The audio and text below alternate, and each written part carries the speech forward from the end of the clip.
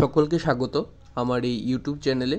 তোমাদের জন্য আমি অনেক দিন পর একটা নিয়ে এসেছি ত্রিপুরা জয়েন্ট এন্ট্রান্স রিলেটেড একটা মোস্ট ইম্পর্টেন্ট ভিডিও। আজকে এই ভিডিওতে আমরা আলোচনা করব ত্রিপুরা জয়েন্ট এন্ট্রান্সের কাউন্সেলিং প্রসেসটা নিয়ে। কি করে কাউন্সেলিং হয়, কি করে তোমরা তোমাদের ড্রিম কলেজ অথবা তোমরা যে কলেজে তোমাদের ড্রিম সাবজেক্ট নিতে চাও সেটা নিয়ে এডমিশন নিতে পারো।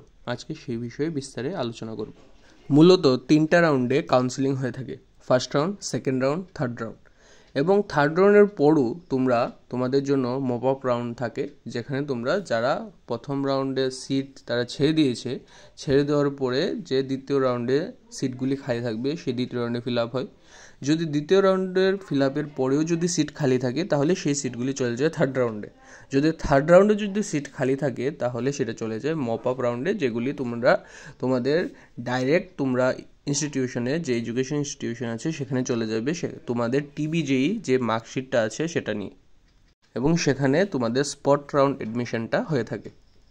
রেজাল্ট বেরিয়ে যাওয়ার পর তোমরা তোমাদের সিট অ্যালটমেন্ট করবে, তোমাদের প্রেফারেন্স দেবে, first preference, second preference, third preference, এভাবে তোমরা তোমাদের প্রেফারেন্সটা সেট করবে যে তোমাদের ইন্টারেস্ট টপিকটা, সাবজেক্টটা কোনটা।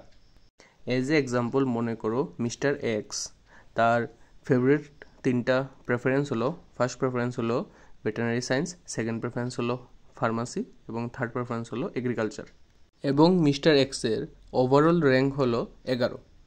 এবং মনে করো যে ওর যে ফার্স্ট প্রেফারেন্স দিয়েছে ভেটেরিনারি সায়েন্স, এখন দেখা যাচ্ছে আমরা এক্সাম্পল হিসেবে ধরে নিই যে টোটাল ভেটেরিনারি সায়েন্সে ইউআর ক্যাটাগরিতে সিট আছে 10টি। এটা আমি এক্সাম্পল হিসেবে ধরছি।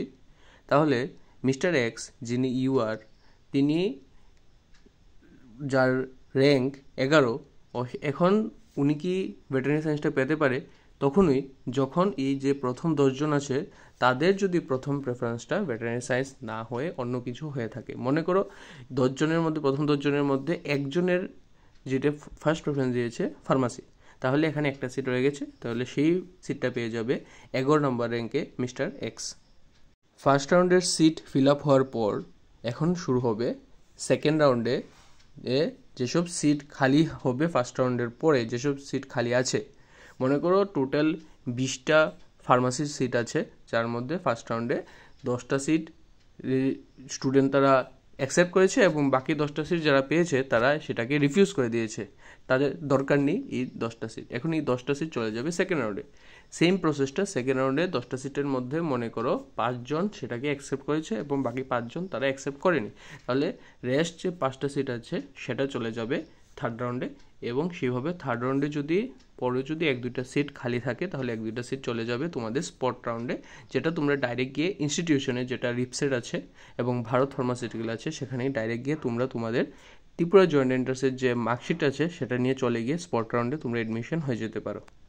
এখন স্পট রাউন্ডের ক্ষেত্রে কোন কোন কলেজ নর্মালি দেখা যাচ্ছে যে বিগত 4-5 বছর ধরে আমরা দেখছি স্পট রাউন্ডে তোমাদের এগ্রিকালচার কলেজ, যেটা লেম্বুছড়ায় অবস্থিত, ভেটেরিনারি সায়েন্সেও কিছু সিট খালি থাকে, ফরেস্ট যেখানে তোমরা ফিশারি সায়েন্সের ক্ষেত্রে 1-2টা সিট খালি থাকে। নর্মালি ফার্স্ট রাউন্ডের পরে দেখা যাচ্ছে যে ত্রিপুরার বাইরে যেসব প্রাইভেট ইনস্টিটিউশনের যেসব সিটগুলি আছে সেগুলি ম্যাক্সিমাম ফার্স্ট রাউন্ডের পরে ম্যাক্সিমাম সিট খালি থাকে। তোমরা যদি কেউ বাইরে যেতে চাও, বাইরে গিয়ে তোমাদের ডিগ্রি করতে চাও ত্রিপুরা জয়েন্ট এন্ট্রান্স দিয়ে, তাহলে তোমাদের একটা সুযোগ থাকবে, গভর্নমেন্টের তাড়াতাড়ি ফিল হয়ে যায়। গভর্নমেন্টের ক্ষেত্রেও কিছু সিট খালি থাকে কিন্তু খুব কম সিট থাকে গভর্নমেন্টে, কিন্তু প্রাইভেটের ক্ষেত্রে দেখা যাচ্ছে যে তোমাদের ম্যাক্সিমাম সিটগুলি ফার্স্ট রাউন্ডের পর খালি থাকে, যেটা সেকেন্ড রাউন্ড এবং থার্ড রাউন্ডে ফিল আপ হয়ে যায়।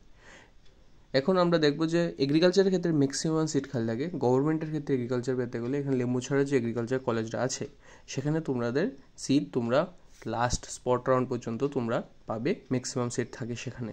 তাহলে তোমরা যেখানে স্পট রাউন্ডে গিয়ে এডমিশন নিতে পারো, তাহলে চিন্তার বিষয় নেই।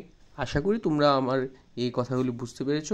তোমাদের যদি কোনো কোয়েরি থাকে তাহলে নিশ্চয়ই কমেন্ট সেকশনে বলে দাও, আমি নেক্সট ভিডিওতে সেগুলিকে আনসার দেওয়ার চেষ্টা করব। Thank you.